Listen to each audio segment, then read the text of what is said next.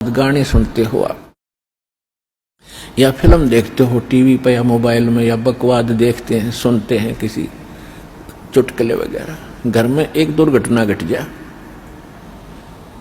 आप सुनकर दिखाइए उसने, वह फिल्म का गाना सुनकर दिखाइए फिर। तो ऐसे गंदे लोक में हम ये गाने सुने और सुनाएं, गाने गाएं, यहां तो रोना पीटना है सबका। और इसमें भगवान की भक्ति साथ लेकर और इस मालिक की आरती दिन रात करो, भगवान की भजन दिन रात करो। ठीक है, कोई दुर्घटना घट भी जाए तो मालिक की भजन नहीं छोड़े, आरती इसी तरह करता रहे, इसमें बिल्कुल बंद नहीं करे, क्योंकि दुख हल्का भगवान ही कर सकता है। उसको रोते रोते भी मालिक ने याद करे। तो कहने का भाव यह है कि इस गंदे लोक में हम भूल जाते हैं, किसी के घटना घट गई, हम एक औपचारिकता करने जाते हैं वहां पर। अगर वो हमारे आया था और हम नहीं गए तो वो दुख मानेगा। बस वहां थोड़ी सी देर में पूछ लेते कैसे हुआ, क्या हुआ, बहुत बुरा हुआ, बाहर आते फिर वो सैर सपट्टे अपने जो के तो रहते। जिसके लागे सो तन जाने, और यह सब क्या लगेगी, किसी के पहले लग जाएगी, किसी के बाद में लगेगी। यहां तो कोई नहीं बचेगा इस मार से, काल के कोल्लू में सब पड़े हुए हैं। और एक दिन इसके पाठ के नीचे आपने आना पड़ेगा। परमात्मा कहते हैं चलती चक्की देख के और दिया कबीरा रो, और दो पाटन के बीच में साबत बचा ना कोई।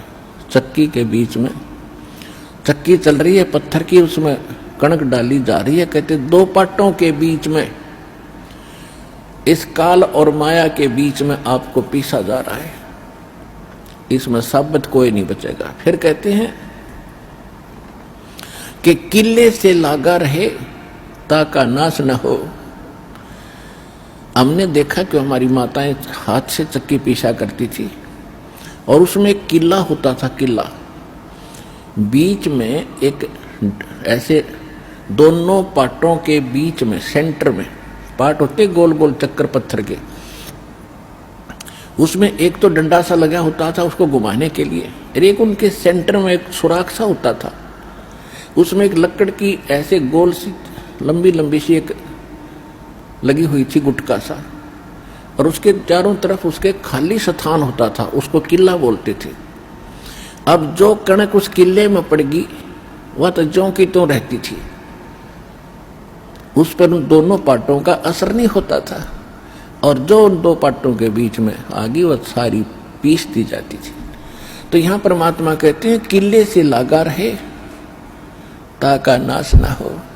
तो हम परमेश्वर कबीर जी के साथ लगेंगे, ये किला है इस काल के चक्की के बीच में, और जो परमात्मा के संपर्क में इसके निकट आ गया फिर काल के इस पत्थर यानी दोनों पाटों से बच गया। तो जो परमेश्वर कबीर जी की शरण में आप आ गए तो आप उस काल के कोल्लू से, उस